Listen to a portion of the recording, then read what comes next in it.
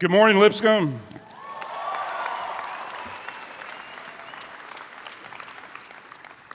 Well, I want to tamp down some expectations. First of all, I'm a scientist, I'm not a preacher. So let's have some appropriate expectations for what you're about to hear today. The second thing is what I'm going to talk about is still really raw for me. And I hope you'll extend me some grace if I get emotional today. You see, 1 month ago today, I discovered that I had kidney cancer. On March the 2nd was like any other day for me. I got to work at about 6:30 in the morning. I went through my morning routine. I worked all day. I was at the Country Music Hall of Fame that night. I spoke at a recruiting event for the university. I got home at about 10:30, went to bed at 11. At 3:30 in the morning on the 3rd, I woke up with incredible pain in my left flank, and it radiated around my side towards my groin. I went into the bathroom, and when I urinated, I was urinating blood. Now, I'm a scientist, and I train folks who are going to be doctors. And if you have blood in your urine and you have pain in your flank, it usually means you have a kidney stone or an infection. So I woke my wife up. We went to the hospital. They did a CT scan to find the stone, to see how big the stone was and figure out what they were going to do. And I remember sitting in the emergency department, and the doctor came in, the physician came in, and I asked him, "How big is the stone?" And he said, "Well, we didn't find a stone, but you do have a huge mass on your left kidney." And I said, "Well, is it a cyst?"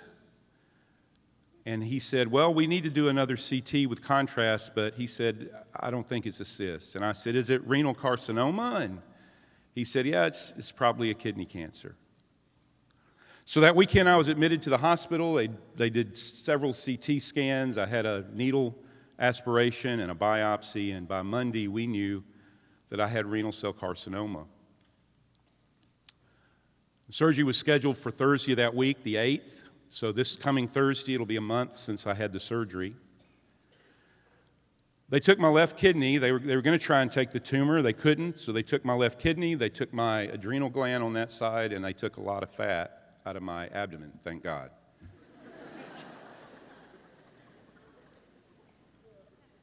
It's okay, I'm fat. It's all right.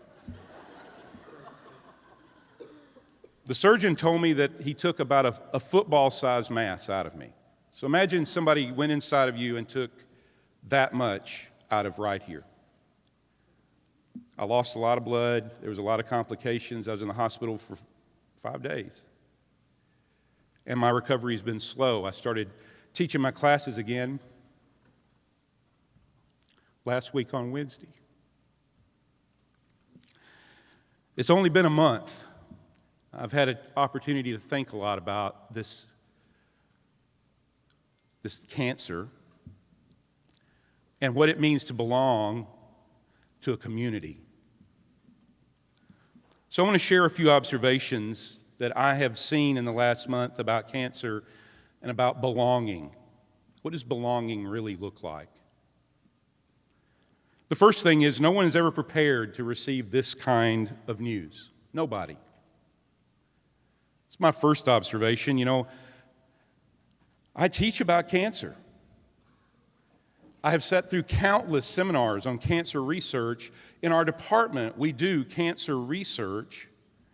I can talk to you about biomarkers and gene mutations and the progression of the disease and all the stats from the American Cancer Society. I know cancer, but I wasn't ready for somebody to tell me I had cancer. You know, 65,000 people this year will be diagnosed with my cancer, kidney cancer. And 25,000 of those people will die. And let me make it real personal for you if you think about cancer and whether or not you will be prepared for this. The American Cancer Society tells us that if you are an American, through the course of your entire lifespan, you have a 40% chance of getting a cancer. Lipscomb has 3,000 undergraduate students. 1,200 of you will have someone say to you the same thing that was said to me: you have cancer. And let me tell you, you're not going to be ready for it. I know as much or more about cancer than just about anybody in this room, and I wasn't ready for it. The second thing that I have learned in this: we humans are fragile creatures. The day before I got my diagnosis was like any other day. I was living my life. I was doing my thing. I live my dream every day. And in a moment, in an instant, it was all taken away. You find yourself after the operation, the doctor's like, oh, you'll probably be able to go home the next day. No, the next day they were prepping me for intensive care because they thought I might die, because my heart rate was bottoming out and they couldn't get my systolic blood pressure above 60. We are fragile. I am 6'4". I weigh 265 pounds. I have lived my life physically imposing, mentally tough. I conquer things. I do stuff that's significant. I am as type A a person as you will ever find. But in a moment, I was weak as a kitten. And I still am. I'm going to have to rely on security to take me back to the science building in a cart today, because if I don't, I might pass out. We are fragile. The psalmist writes, I will praise you because I am fearfully and wonderfully made. And then he says, we are like a breath, and our days are like a fleeting shadow. I've experienced that. The third thing that I have learned in this last month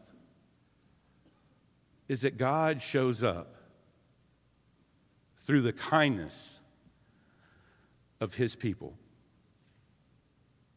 You know, there are lots of passages in Scripture that I grew up with, that you probably grew up with, that are so familiar. 1 Thessalonians 5, encourage one another and build one another up.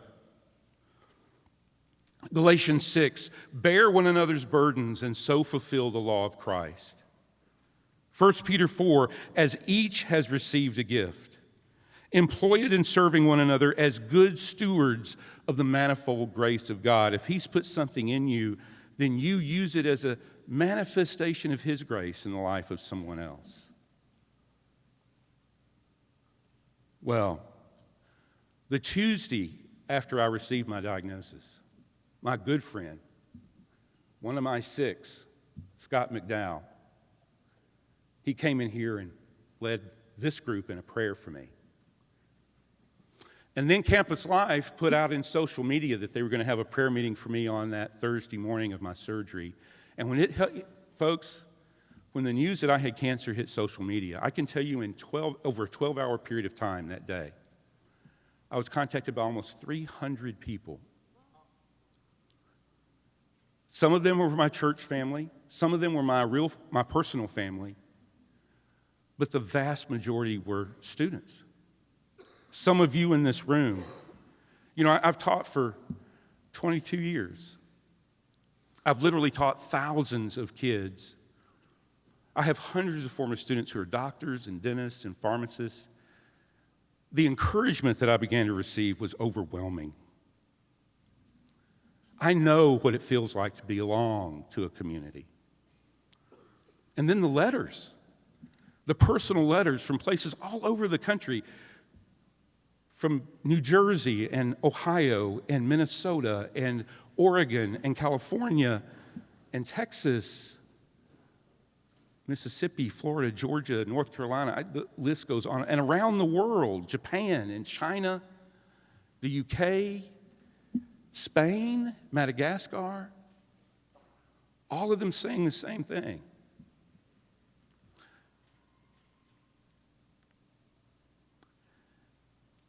You made a difference in my life.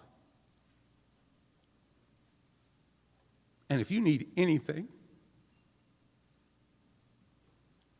You need me to fly from New Jersey and sit with your family? I'm on a plane. That's one of my former students who's a head and neck surgeon in New Jersey. You need me to come from Lubbock, Texas, and take care of your family? I'll be there tomorrow. God shows up through the kindness of his people. Well,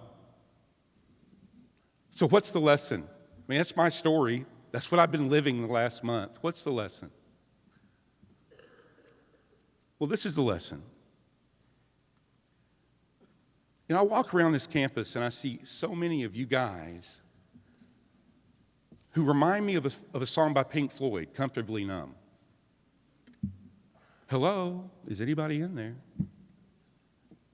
People walk around, they're in this community, they're at this place, and they walk around numb to themselves, numb to the needs of others, numb to their relationship to God. They're comfortable in that, comfortable where they're at.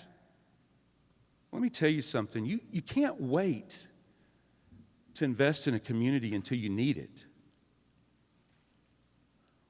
Being part of a community, belonging to community,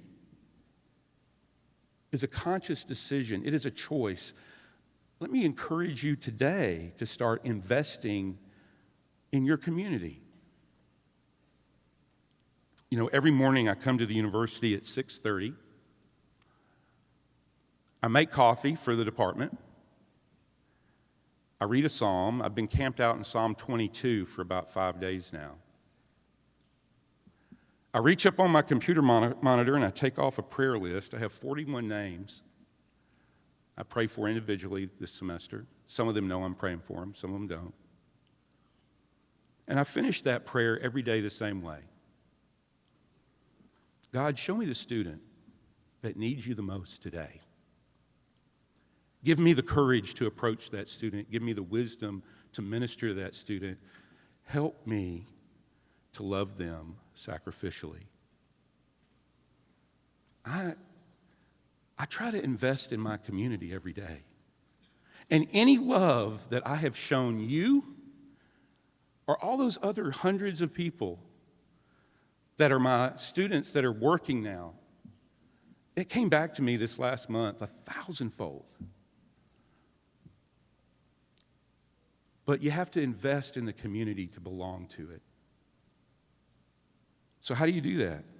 It's pretty simple.